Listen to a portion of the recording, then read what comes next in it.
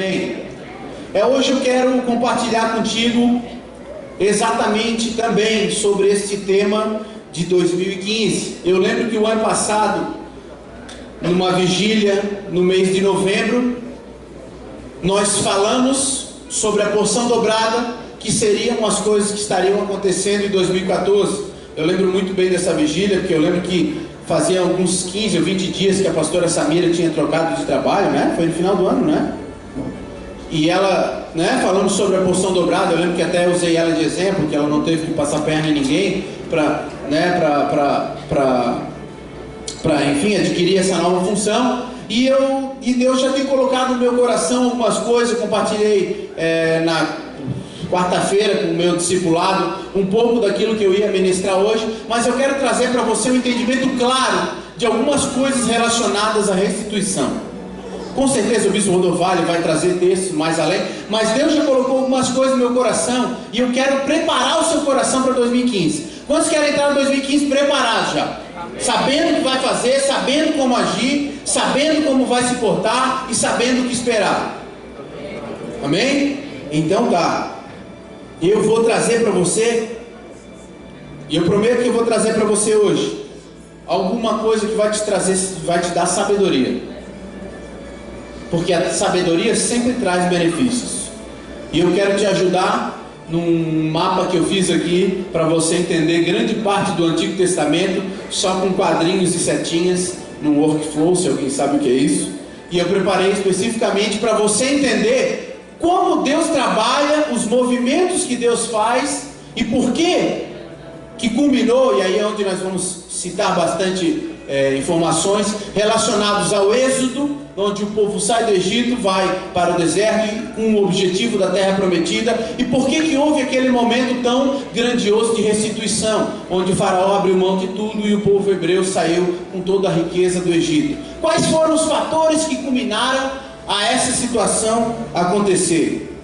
Então, eu prometo a você que você vai sair daqui bem mais sábio. Inteligente não dá, porque inteligente é um cara nasce bom ou não nasce. Mas sabedoria, a Bíblia diz que dá para adquirir. Não é? O livro de Provérbios diz que nós devemos amar, nós devemos desejar sabedoria. Então eu prometo que eu vou compartilhar com um pouco de sabedoria de você. Amém? Amém. É bom ou ruim? Bom? Faz assim. Ou assim. Ou quem virou. Então vamos lá. Nós temos histórias maravilhosas de restituição na Bíblia, né? Uma das histórias que muitas vezes a gente cita, história de Jó, né? Um homem que tinha uma certa vida, foi tentado e depois Deus restituiu em dobro, diz a palavra. Os próprios israelitas, em diversos momentos da história, foram um povo rico, aí se afastaram de Deus, viraram pobres, se submeteram a Deus, Deus os abençoou novamente, ficaram fortes, grandes, majestosos, se desviaram de Deus, e a história do povo de Israel foi em ciclos, aconteceu muito disso. Mas um impacto global, como aconteceu esse com os hebreus, que eram escravos e se tornaram livres, e foi uma revolução completa, com sinais e prodígios que outros momentos a Bíblia não relata de maneira tão intensa, esse momento do êxodo, e é sobre isso que eu quero pautar a minha palavra nessa noite.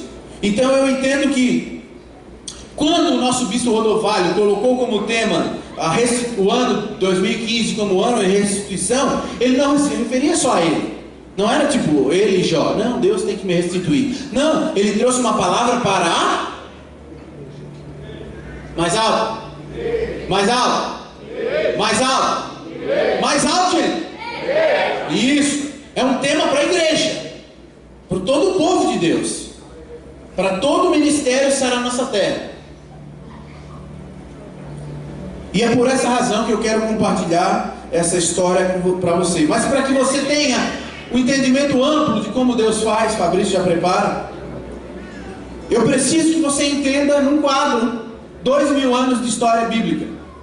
Não é difícil, é fácil na verdade. Vou ver se vai dar para ver bonitinho, para você entender aonde nós vamos chegar e em cima do que nós vamos falar e por que Deus fez o que fez. Porque se eu pegasse só pontualmente uma parte da Bíblia, de repente você não conseguiria entender. Mas aqui eu vou tentar explicar para você neste... Alguém apaga a luz ali da frente para mim, por favor? Pode passar, Fabrício. Isso, arrasta, clica 2 vezes. Vamos lá. Início da história. Quem não está vendo diz glória a Deus. Um monte não está vendo. Mas amém. Começa lá de cima, chama o cara, chama?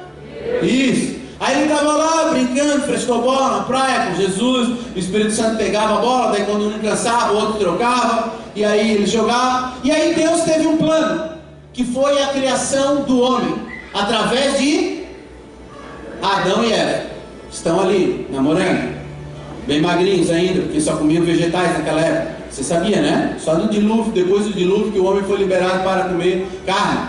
De Adão e Eva, relata a Bíblia que nasceu Caim e Abel. Só que Caim e Abel tiveram uma briguinha, e um matou o outro. O pastor Wilson contou uma anedota aqui. O bispo está aí? Não. O pastor Wilson, que é o pastor lá das Palhoças, ele contou uma anedota aqui que eu achei maravilhosa e eu nunca me esqueço dela até hoje. Gente, é tão fácil saber quem matou Abel que até os cachorros sabem. Se tu jogar uma pedra no cachorro, que ele fala? Foi o pastor Wilson que contou. Então Caim matou Abel. Abel morreu, fugiu da história. Isso aí você pode contar na célula, eu libero.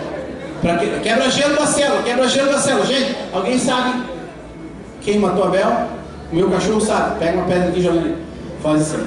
E aí de Caim foram várias gerações e famílias até Noé. Quando chegou em Noé, Deus diz, a palavra de Deus diz que o homem tinha se corrompido, o seu coração era voltado só para o mal, e houve a primeira intervenção de Deus na terra, em escala global, que foi o dilúvio. O filme Noé que nós vimos, né, alguns viram. Então, primeira intervenção de Deus, Noé. Depois de Noé, ficaram somente os seus 3 filhos.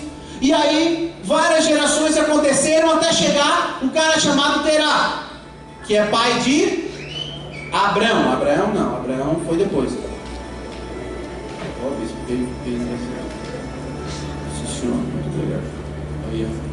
Outro nível, viu? Está achando que é fraco?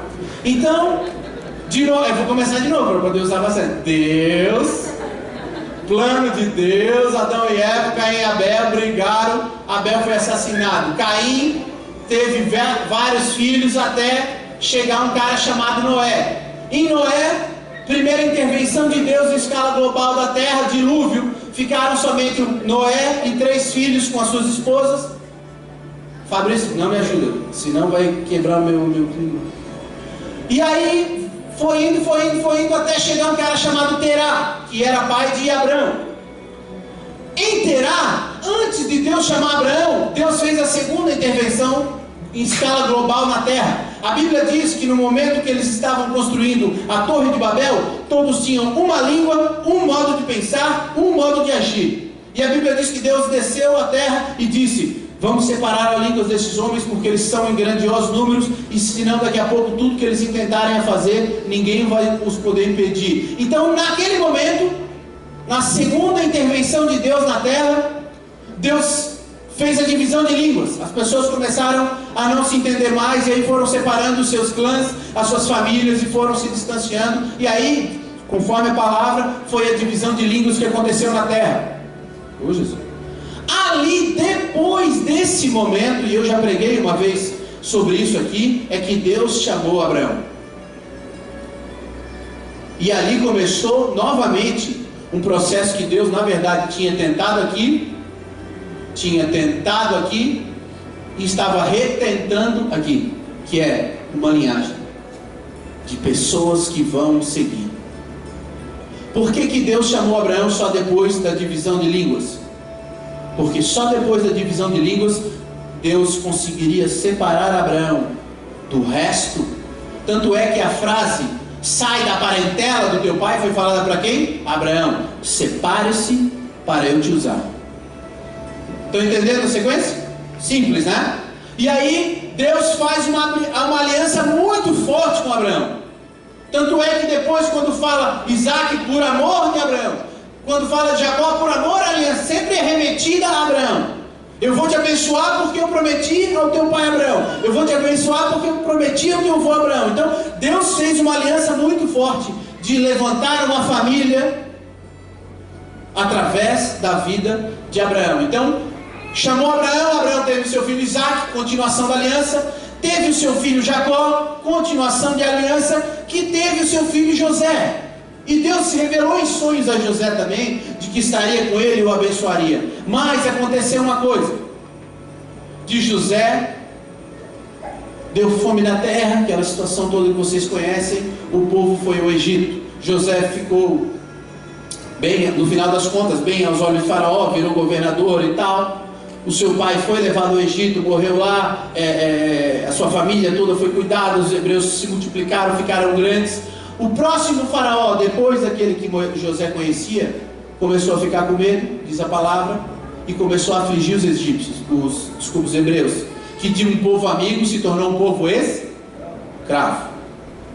E aí, ficaram 440 anos em escravidão. E aí veio a terceira intervenção de Deus na terra, em escala quase que global, porque daí era só do povo, mas era um bocado de gente, 600 mil só homens, né mesmo? Só homens 600 mil, então você duplica, mulher sempre tem mais, parece, né? Se multiplica que nem gremlins, fora as crianças, ficam chorando no colo, aquela coisa toda. Então era um bocado de gente. E aí teve a terceira intervenção de Deus na terra, que liberou o povo hebreu para um propósito que ele tinha lançado nesse cara aqui, que era a terra prometida. Então esta intervenção aqui foi para corrigir este caminho que tinha passado pelo Egito, para que o povo chegasse na terra prometida. Essa foi uma intervenção visando a restituição do processo. Amém? 2000 anos de Bíblia você já sabe agora de uma maneira bem mais simples. Obrigado pela canetinha mesmo. E agora nós vamos para devidamente a palavra. Mas eu quero que você abaixe sua cabeça, vamos orar, pedir para que o Espírito Santo esteja nos dando o entendimento daquilo que precisa ser revelado hoje. Senhor Deus, muito obrigado por essa noite, obrigado desde o início do culto, que o Senhor se moveu nesse lugar. Obrigado pelo momento de louvor e adoração, onde nós pudemos entregar e também receber da Tua presença. Mas pedimos agora que a nossa mente, o nosso espírito, o nosso corpo esteja voltado ao entendimento do ensino da palavra, da compreensão dos fatos que o homem natural não consegue. Mas nós, em nome de Jesus, receberemos, porque o Teu Espírito habita em nós e Ele revela as coisas do Pai no nosso coração, e são essas coisas que nos transformam. Não é o que vem da mente, não é o que vem do raciocínio, mas é aquilo que brota do Espírito que muda o homem, o que flui do seu interior. E nós queremos que venha esta palavra encontrar em nosso interior um terreno fértil, para que ela venha florescer e trazer a revelação necessária para que nós possamos viver toda a restituição que há liberada para nós em 2015. Em nome de Jesus, amém. Amém. Então, em virtude de todos esses acontecimentos que nós passamos aqui muito rapidamente, eu quero compartilhar com vocês, baseado na história do povo hebreu, algumas condições, alguns princípios e valores que precisaram fazer parte da vida dos hebreus, a fim de que eles tivessem direito a alcançar restituição. Algumas coisas precisavam acontecer, algumas coisas eles precisavam ter, ou como o Felipe até falou, algumas coisas eles precisaram até não ter.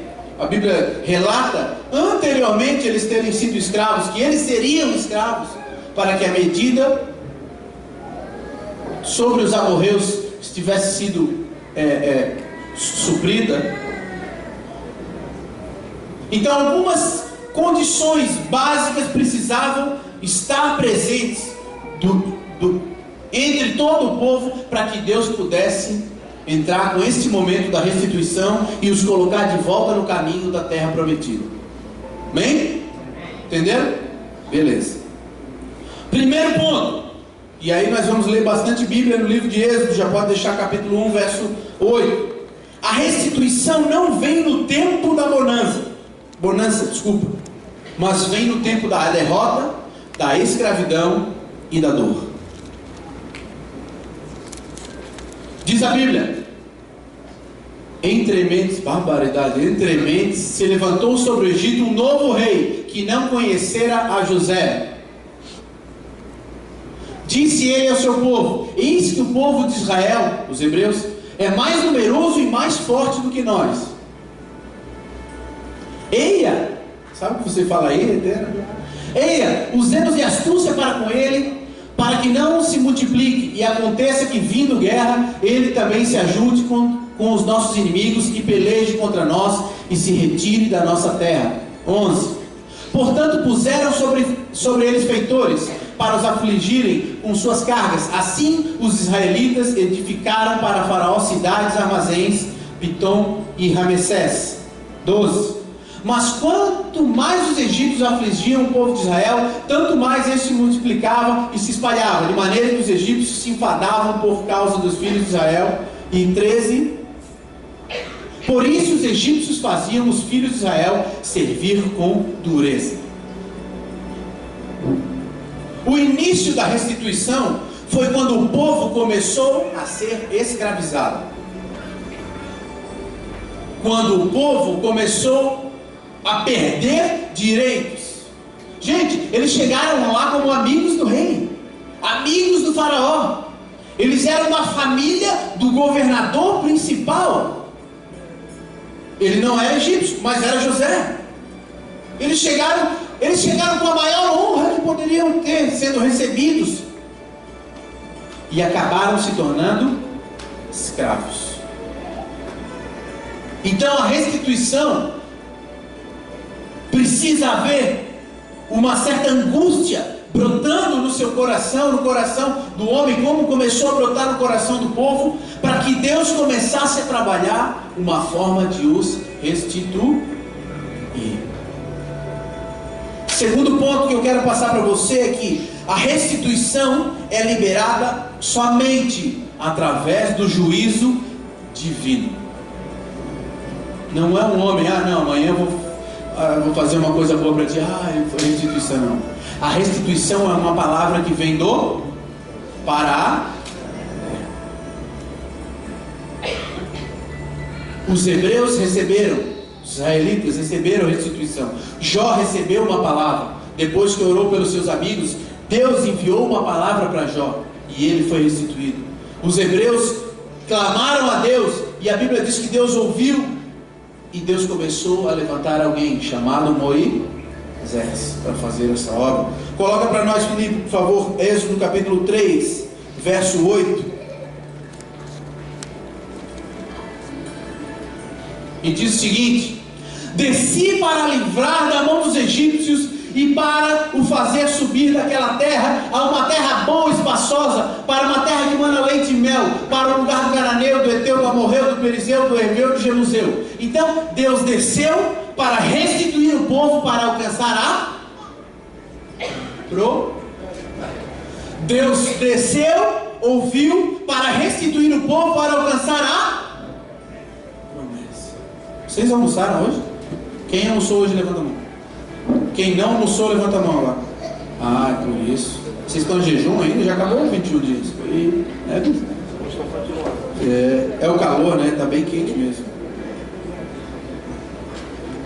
Então Deus viu a aflição do povo, Deus viu todo aquele período do povo, mas foi o clamor que deu o start do trabalho da restituição de Deus.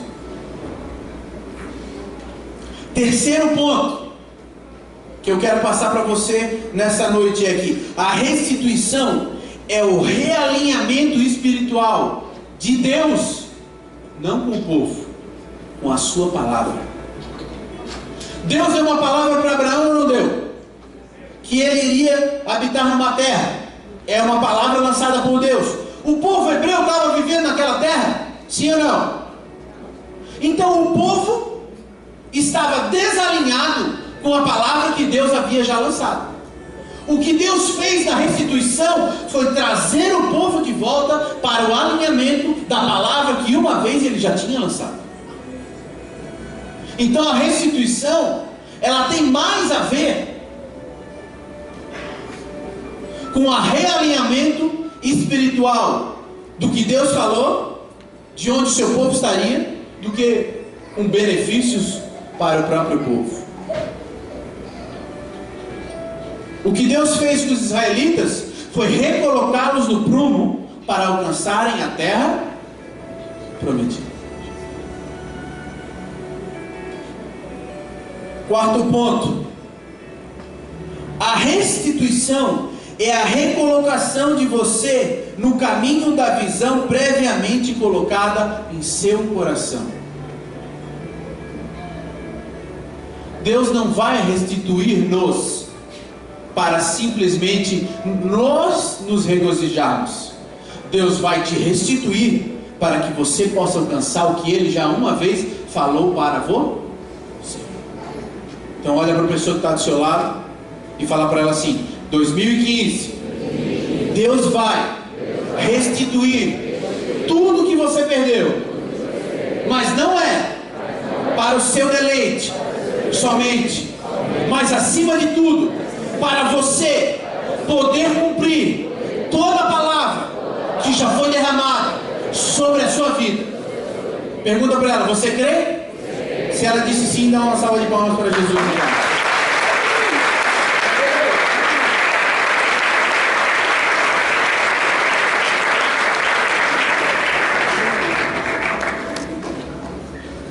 Esse é o quarto ponto, então. Há uma visão. Quantos de vocês já receberam uma palavra de Deus ministerial e ainda não se cumpriu? Algo que não se cumpriu. Eu tenho uma palavra rondando na minha cabeça. Levanta bem alto se você recebeu uma palavra. Você é desejado no mundo espiritual. O bispo, eu sei qual é o sonho do bispo: uma multidão. É o sonho dele. Um escapele, uma noite lotada, 10, 15, 20 mil pessoas. Já fizemos eventos de 1000 pessoas, mas eu sei que não é isso que está no coração do bispo. O coração do bispo é para uma dezena de milhares de pessoas. É isso que ainda está brotando, e é isso que ainda está rondando no coração dele. Foi essa paixão que Deus colocou no coração dele. E se Deus colocou ainda uma palavra no seu coração, seja através do líder, do profeta, do momento no culto, até do momento de intimidade de você com Deus, se ela não se cumpriu, a restituição é para que ela venha a se cumprir na sua vida. Amém?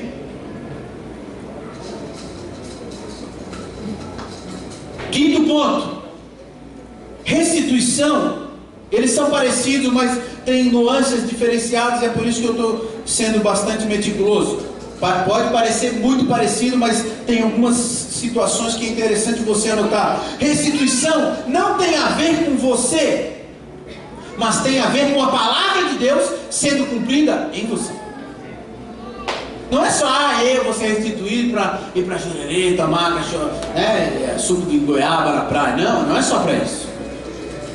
Restituição é Deus devolver algumas coisas para você, para que você cumpra aquilo que Ele determinou sobre a sua vida, usando você.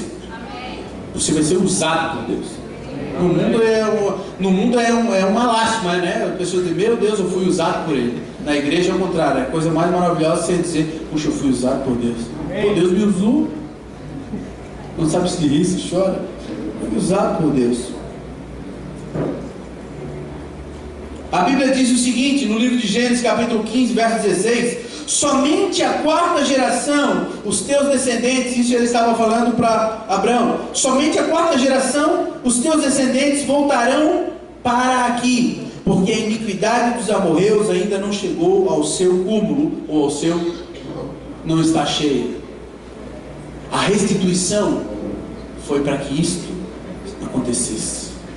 A palavra de Deus se cumpriu pela vida dos israelitas. Sexto ponto: restituição tem mais a ver com o realinhamento espiritual da sua vida do que com benefícios pessoais. De repente esse tema, né? Eu já até baixei ali, coloquei aqui, está ali como os papéis de parede já do computador do Data Show, já deixei ali, restituição, um ano profético. Mas eu quero tudo para mim de volta, todo o dinheiro que eu paguei de juros do meu carro, tudo que me roubaram, eu quero tudo para eu ficar bem feliz. Não, querido. Restituição vem para você, mas o foco não é você, o foco é o propósito de Deus pela sua vida. É para isso que há restituição. 7º ponto, eu vou até o 13º, então já estamos na metade. Restituição começa com Deus te colocando em posição de liderança. Coloca para nós, por favor, Êxodo, capítulo 3, verso 12, 3:12. Olha o que diz Êxodo 3:12. Respondeu-lhe Deus, certamente, Moisés e Deus conversando no momento da sarça pegando fogo, certamente eu serei contigo, e isto te será por sinal que eu te enviei. Quando houveres tirado do Egito o meu povo, servireis a Deus neste monte. Deus, para trabalhar um processo de restituição, escolhe pessoas para colocar em posição de liderança. Moisés foi um porta-voz. Entendemos que ele era gago, né, bispo? Mais ou menos, tinha alguma dificuldade de falar, por isso que chamou Arão. E aí Moisés falava para Arão, Arão falava para o faraó, imagina, o tradutor, digamos assim, usava isso, mas mesmo nas suas fraquezas, Deus usou Moisés em posição de liderança, que ele não estava, viveu na casa de faraó, deu aquela briga, matou um egípcio, fugiu, foi para os campos, ficou de stand-by, mas Deus o recolocou em posição de liderança para guiar o seu povo. Sabe o que significa isso, querido? Cada um de vocês que é um líder de célula, que de repente até se sente apagado, cada um de vocês que já foi um líder de célula, mas está com a sua célula fechada, eu quero liberar essa primeira palavra na sua vida. Em 2015, Deus vai te levantar de novo para resgatar pessoas que estão lá fora clamando e reclamando. De repente, se tivesse aquela célula aberta, eu iria. Se ele ainda fizesse célula, eu ia na casa dele, porque eu estou precisando de Deus. Deus vai te levantar novamente para você ser um guia para o povo que está cego. Quando você recebe essa palavra, diga amém em nome de Jesus. Glória a Deus. 8º ponto, e esse aqui está começando a ficar bom.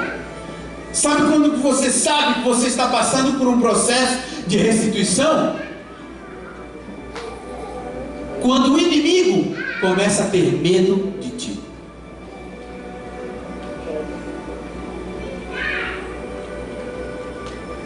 Jesus veio para trazer o reino de Deus para a terra, é ou não é? Como é que é a oração do Pai Nosso? Pai nosso que estás no céu, venha a nós o teu reino. Então, ele queria trazer o reino dos céus para a terra. Os demônios sabiam disso. Toda vez que Jesus chegava perto de um demônio, ele, meu Deus, o que tu já está fazendo aqui antes da hora? Porque Jesus estava restituindo a autoridade de Deus perdida lá no Éden, através da cruz que ele iria participar, para Deus ter novamente autoridade na terra. Toda vez que os seus inimigos, eu não estou falando aqui de pessoas, porque a Bíblia diz que nossa luta não é contra carne nem sangue. Então não imagine aqui uma pessoa que te afronta. A pessoa pode até ser manipulada pelo diabo, mas o teu inimigo é Satanás. Mas toda vez que eles, não, tudo bem, não, desculpa, não, faça desse jeito, não, como você quiser, não, me desculpe. A restituição começa quando os teus inimigos, que aos teus olhos eram maior do que você, começam a recuar diante de você.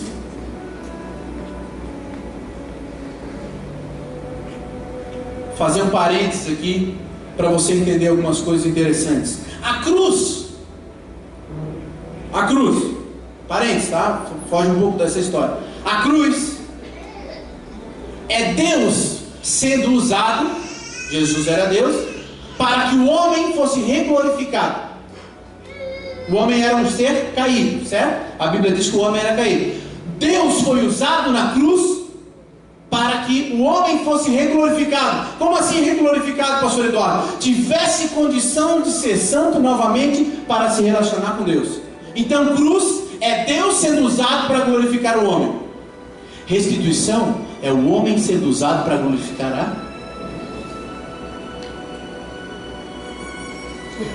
Quando você é restituído, as pessoas não olham para você, elas olham, pô, ele vai na igreja tal, pô, ele é crente, pô, ele é fiel nisso, pô, ele é... Agora eu estou lembrando porque que ele é assim, pô, a vida dele como anda para frente, pô, como é diferente a vida dele. As pessoas reconhecem que o seu crescimento, a sua restituição glorifica a Deus, não glorifica você, glorifica a Deus. Olha o que a Bíblia diz no livro de Êxodo, capítulo 12, verso 31 e 32. Olha o que Faraó fala para Moisés. Estamos aqui no momento das pragas. Então Faraó chamou Moisés e Arão de noite e disse: levantai-vos, saí do meio do meu povo, tanto vós como os filhos de Israel, e ide servir ao Senhor, como tendes dito. 32, e olha o que ele vai falar: levai também conosco vossos rebanhos e vosso gado, como tendes dito, e ide, e abençoai-me também a mim. Restituição, o teu inimigo vai pedir para você orar por ele. Faraó arregou, como a gente diz. Pelo amor de Deus, vai tudo, leva tudo, sai daqui em nome de Jesus, leva tudo e faz uma coisa, ora por mim.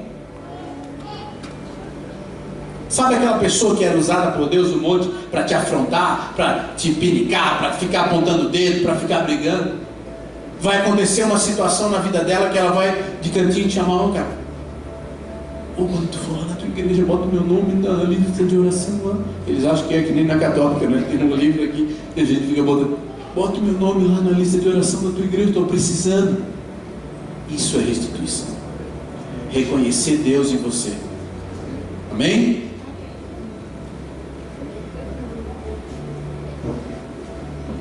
Falei agora do nono ponto, né? Falei o 8, restituição, opositor com temor. Nono ponto, que a cruz é Deus sendo usado para o homem sendo reglorificado. A restituição é o homem sendo usado para que Deus seja novamente glorificado. Deus, quando chamou Moisés, falou: e eu me mostrarei com sinais e prodígios e maravilhas.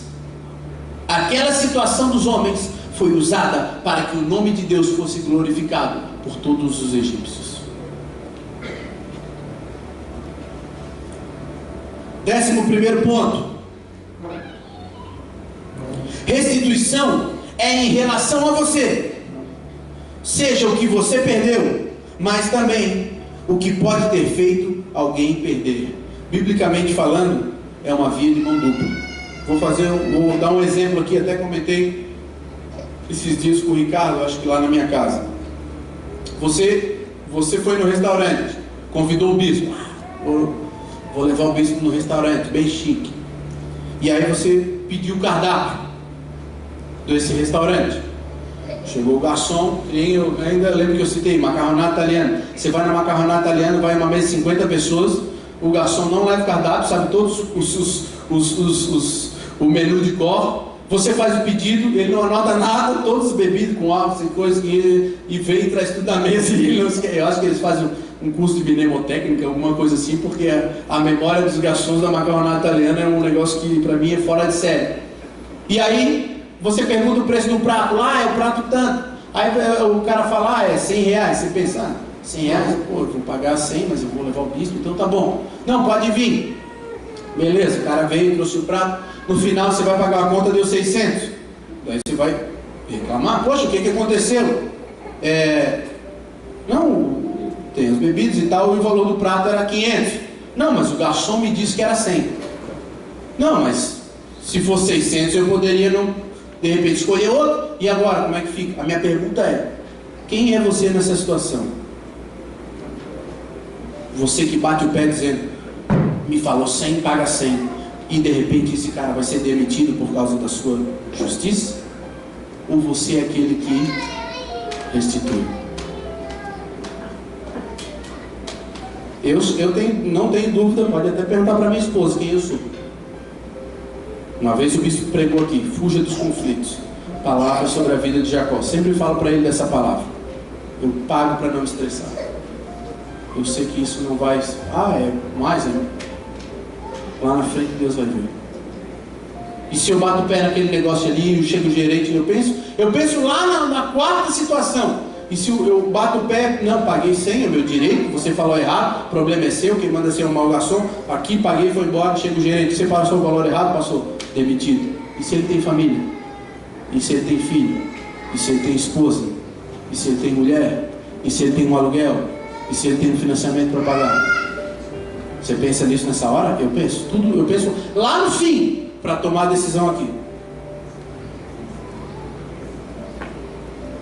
Como é que você vai restituir essa pessoa? Essa é a minha pergunta. Então a restituição não é só algo que nós temos de crédito, mas também o quanto nós temos de débito na praça. Eu estava falando, eu trabalho na rádio, para aqueles que sabem ou não, eu devo ter mais ou menos fora, esperando a receber, perto de 20 mil reais, que isso poderia me render algum valor X de comissão. Se eu fosse ferro e fogo, pegava esses caras pelo pescoço. Mas eu vou tratar um pastor assim? Vou tratar um líder de igreja assim? Como o bispo pregou no nosso último discipulado com ele: sofra você o dano. A Bíblia diz isso. E eu falei: quer saber? Eu sou maior. A minha mão está assim. Então a restituição, você tem que pensar não só naquilo que você tem a receber, mas aquilo que as pessoas têm a receber de você. E a minha pergunta é: como está a sua balança? Esse foi o 11º ponto. 12º ponto: o ano da restituição. Restituição é um mundo reconhecer que Deus está com você. Coloca para nós Êxodo 3:20.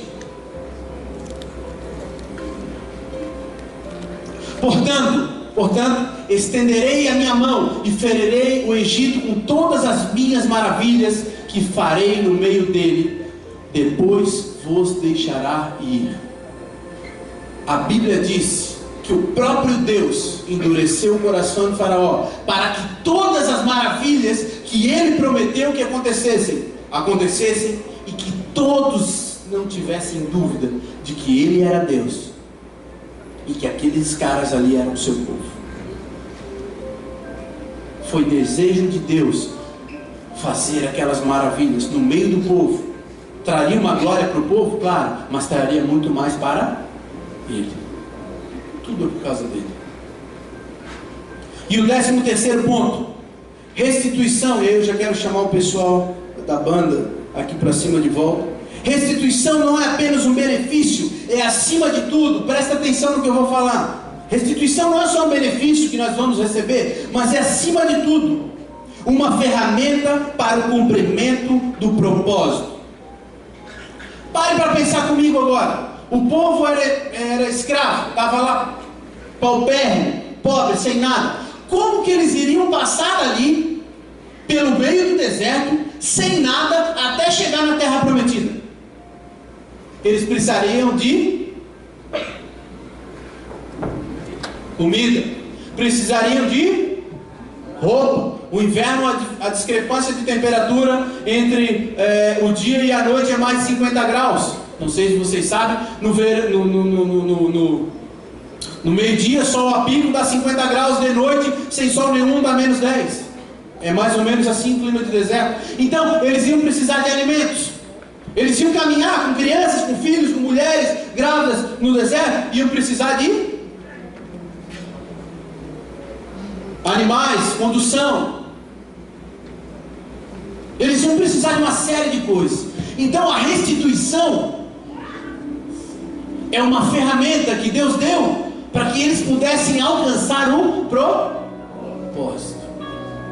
É um meio, uma forma de levá-los até o propósito. É como se fosse um caminho para levá-los até o propósito.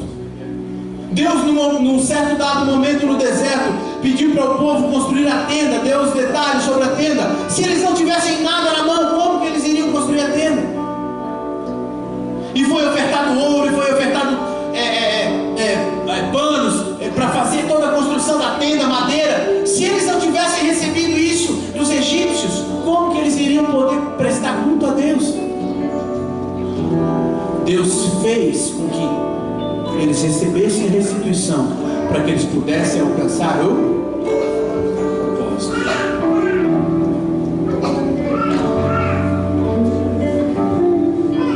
Eu quero que você se coloque de pé, por favor.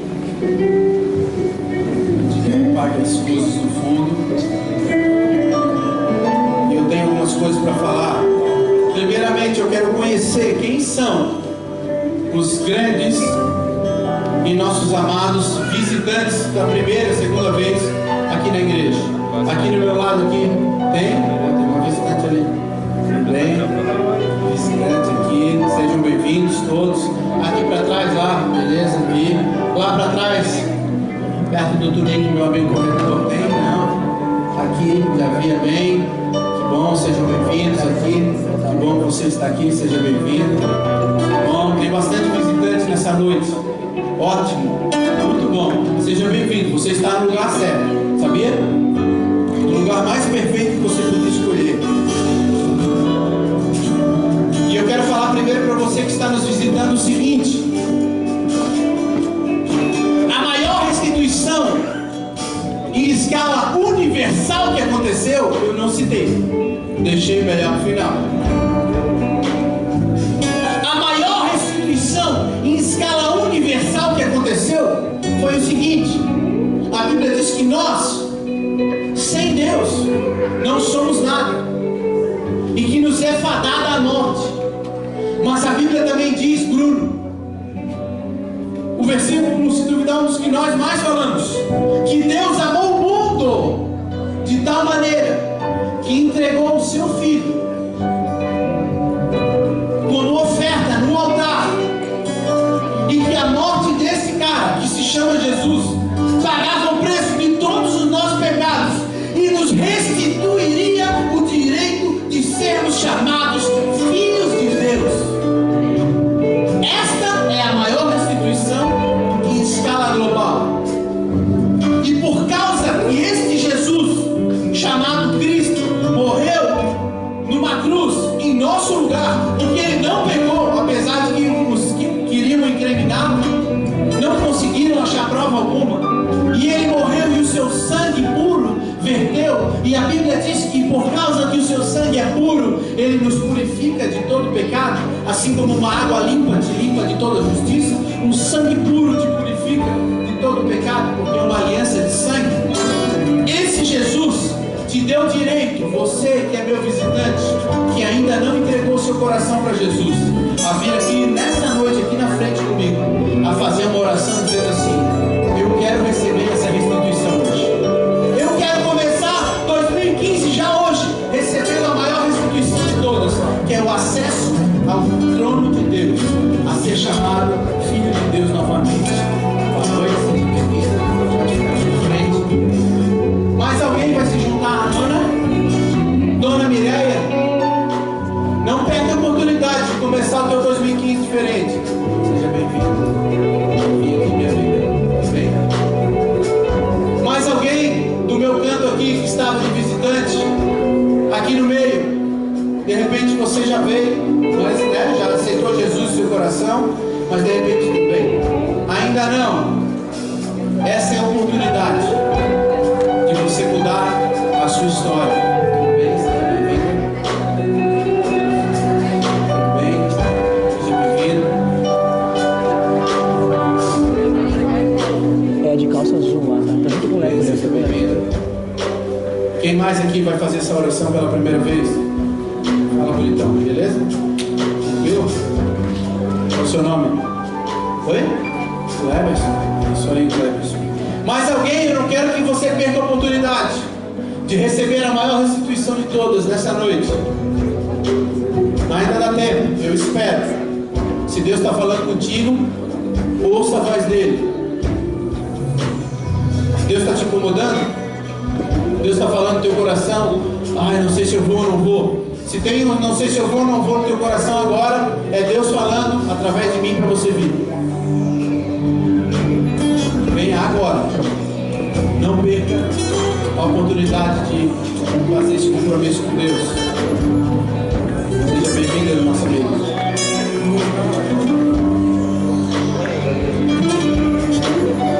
Amém. Que bom que você vieram. Bem-vindos. Eu quero fazer uma oração com vocês que estão aqui à frente, que vão fazer essa entrega para receber essa restituição. E a partir desse momento a Bíblia diz que vocês têm de novo, assim como eu fiz ela, tinha 12 anos, acesso a Deus. E a oração de vocês vai ser ouvida, como a dos hebreus foi ouvida. E algumas coisas na sua vida vão ser mudadas. E você vai se sentir diferente, porque o Espírito Santo vai começar a habitar e falar com você. Mas para que isso aconteça, você tem que dizer sim para algumas coisas. Vocês são casados já? Não? Não? Mas quando a gente vai casar, o homem olha para a mulher e diz: não, sim. Sim, né? Senão toma a rasteira do pai dela. Isso mesmo. Nós precisamos dizer sim para algumas coisas para Deus. E é por isso que eu quero que você repita essa oração comigo. Pode ser? Então eu quero que você coloque a mão no seu coração. Olhe para mim e repita em voz alta dizendo assim: Senhor Deus, nessa noite eu quero iniciar o meu ano de 2015 tomando posse da maior restituição que já existiu, que foi feita através do seu Filho Jesus, que morreu numa cruz em meu lugar para pagar o preço de todos os meus pecados. Por isso eu te peço que o Senhor perdoe cada um deles, e também peço que o Senhor escreva o meu nome no livro da vida, para que de lá nunca mais saia. E eu te agradeço, porque nesta noite eu fui recebido do jeito que eu sou, em nome de Jesus, amém. A Bíblia diz que se o que você falou é verdade e não mentiu, e se dentro do seu coração você não falou assim: vou falar só porque esse pastor de cabelo dele está falando, mas eu não creio. Mas se você falou: não, eu creio no que eu estou falando, a Bíblia diz que você é uma nova criatura. Eu não digo, a Bíblia diz. E quando você se transforma em nova criatura, você recebeu uma restituição automática. Qual é o seu nome? Mike, aconteceu uma coisa agora automática. Tu nem notou? Notou? Acho que não. Acho bom. Aconteceu uma coisa automática agora. Você era órfão, até meio feinho, mais ou menos bonito, esse piercing na orelha, mais ou menos. Isso que não gosta muito, mas Deus vai falar contigo depois. Você ganhou um monte de irmãos automaticamente, porque é uma restituição da família espiritual. E esses irmãos querem recepcionar você nessa noite. Olha para trás.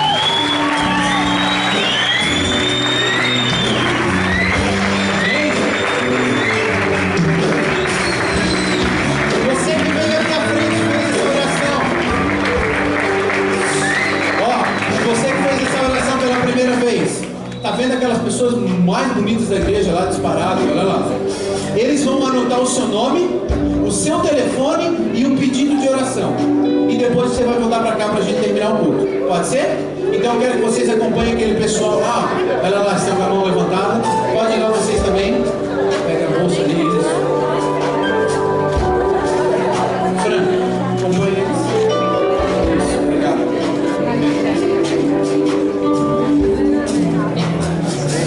Dá uma salva de palmas para Jesus bem forte aí, igreja.